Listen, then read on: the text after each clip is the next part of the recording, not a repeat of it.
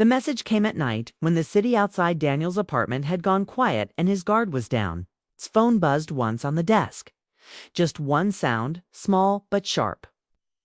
He ignored it at first. Work had trained him to wait to finish one task before opening another.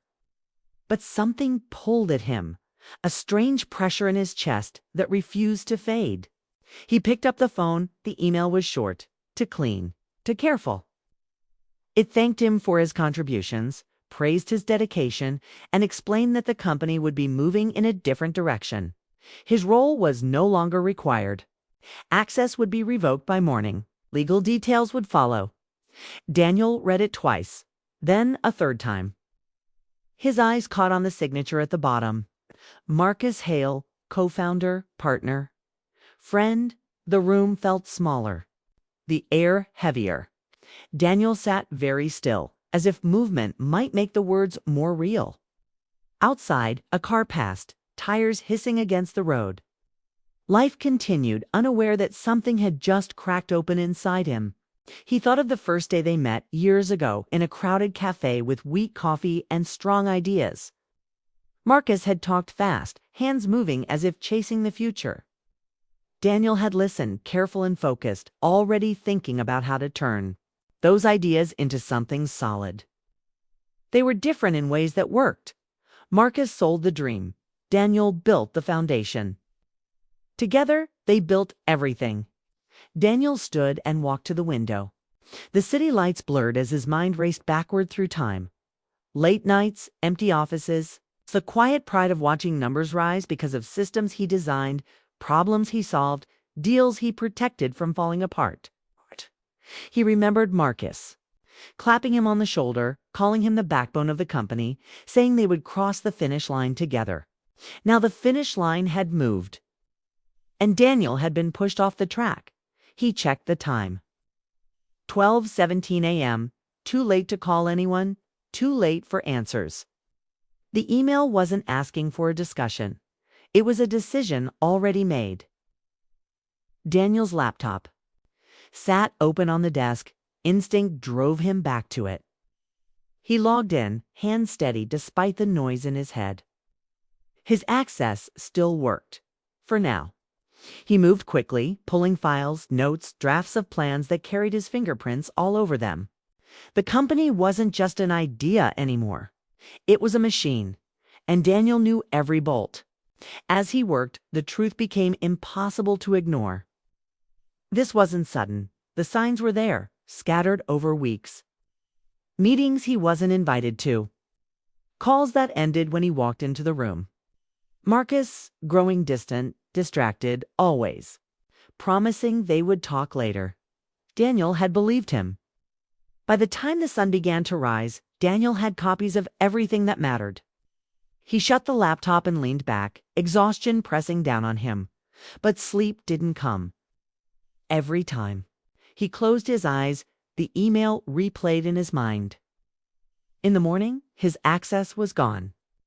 The days that followed moved fast, but Daniel felt stuck in place. He packed his office in silence while others avoided eye contact. No one asked questions. No one said goodbye. The company he helped shape had erased him cleanly, as if he had never existed. Outside, the world didn't slow down to match his shock. Traffic moved, phones rang, people laughed. Daniel walked through it all with a tight smile and a growing weight in his chest. He tried to confront Marcus. Calls went unanswered. Messages stayed unread. When Daniel finally reached him, Marcus's voice was calm, distant, professional. He spoke about growth, strategy, hard choices. Said it wasn't personal. He said it was necessary. Daniel listened without interrupting. Each word landed like a stone. When the call ended, Daniel sat alone in his car, hands gripping the steering wheel. That was when the anger arrived. Not loud, not explosive. It settled deep, slow, and steady. Like something taking root. Marcus hadn't just removed him. He had used him. Weeks passed. Daniel's routine changed. No office, no meetings. Just long walks, late nights, and thoughts that refused to rest. Friends told him to move on to start something new. They said Marcus would get what he deserved eventually. But Daniel couldn't let it go.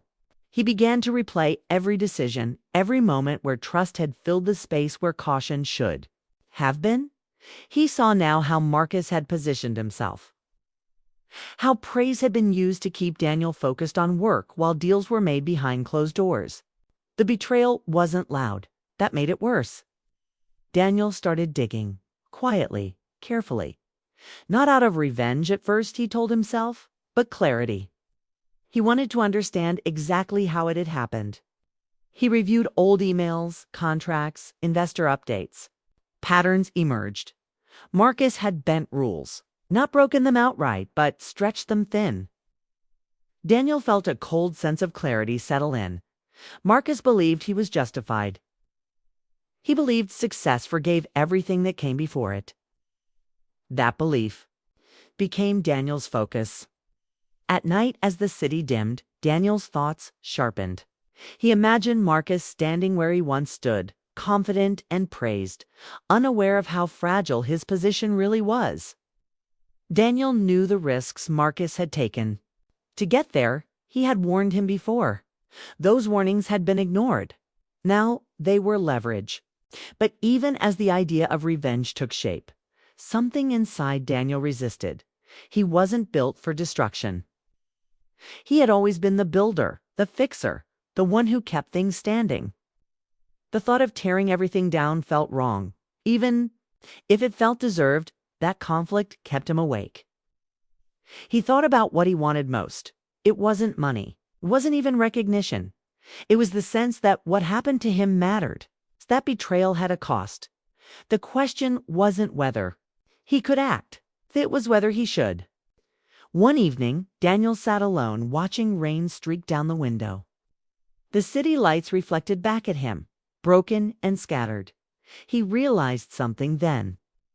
Marcus had taken his place in the company, but he hadn't taken his voice. Daniel still had a choice. The desire for revenge pulsed quietly in the background, steady and patient. It didn't demand action yet. It waited, knowing that the first step had already been taken.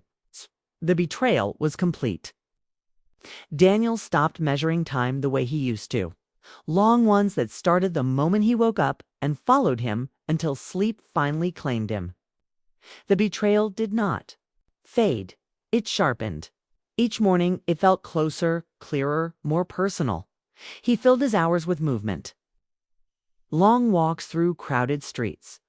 Late drives with the radio low. He watched people rush toward lives that still made sense to them. For Daniel, everything had narrowed to one question that refused to rest. What now? The answer kept drifting back to Marcus. Daniel tried to focus on new plans, fresh ideas, a clean start. But every effort felt hollow. Trust, once broken, had changed the way he saw everything. He began to notice patterns he once ignored. Power always moved quietly. Decisions were made in private long before they were announced in public. That understanding pushed him deeper. At night, Daniel opened his laptop and worked through old records. Not obsessively, but carefully. He wasn't looking for chaos. He was looking for truth. Emails revealed subtle shifts. Words chosen to sound safe while hiding risk. Numbers adjusted just enough to pass unnoticed.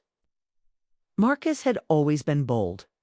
Daniel had always been the one to slow him down. Without Daniel, Marcus moved faster. The realization brought a sharp mix of anger and clarity. The company wasn't safer without him. It was exposed. Daniel began to map everything out, not in writing at first, but in his head. Deals Marcus rushed through. Investors he reassured with confidence rather than proof. Promises made on timing. That could not be kept. None of it was dramatic on its own. Together, it formed a structure built on pressure. The thought of revealing it sent a quiet thrill through Daniel. Not joy, not satisfaction, relief. For the first time since the betrayal, he felt like he had control over something again. The feeling never lasted. Each step forward came with a pause. Question. Daniel knew what exposure could do. Careers didn't. Just stall. They collapsed. People lost more than jobs. They lost reputation, stability, trust. He wondered when he had become someone capable of that. Marcus, meanwhile, was living in motion. Success surrounded him, but it felt thin. Meetings blurred together. Applause sounded distant.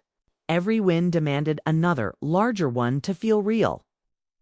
He told himself this was the price of leadership. Still, small moments caught him off guard. He avoided looking at Daniel's old notes. He skipped past files Daniel once handled with care. It wasn't guilt he felt, he insisted. It was efficiency. The company needed to move forward, not linger on the past. Yet, when silence fell at night, Marcus remembered Daniel's warnings. The careful questions.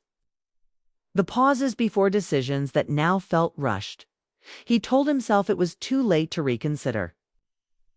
Daniel's internal struggle deepened as weeks passed. Revenge no longer felt like a burst of anger. It felt like a slow pull, dragging him toward something he wasn't sure he wanted to become. He imagined confronting Marcus, watching his calm confidence crack. The image was tempting, but then he imagined himself afterward, alone again, changed. Daniel began writing down his thoughts, not plans, questions. What would justice look like? Was fairness the same as payback? He crossed out words, rewrote sentences, never satisfied. The line between right and wrong blurred. One afternoon, Daniel ran into a former colleague by chance. They spoke politely, carefully avoiding names. The conversation stayed shallow, but one comment lingered after they parted.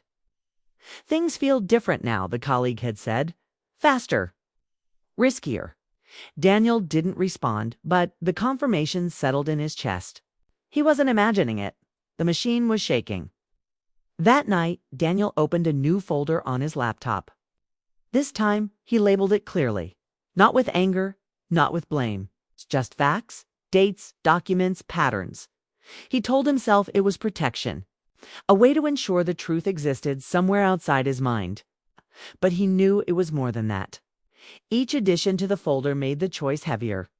He wasn't just collecting information anymore. He was preparing a path, one that could only end in confrontation or silence. Sleep became difficult.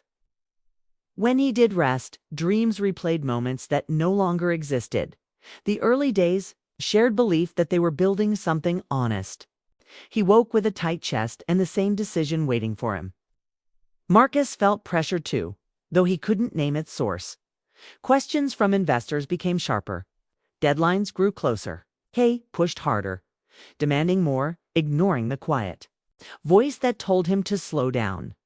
Success, he believed, would justify everything in the end.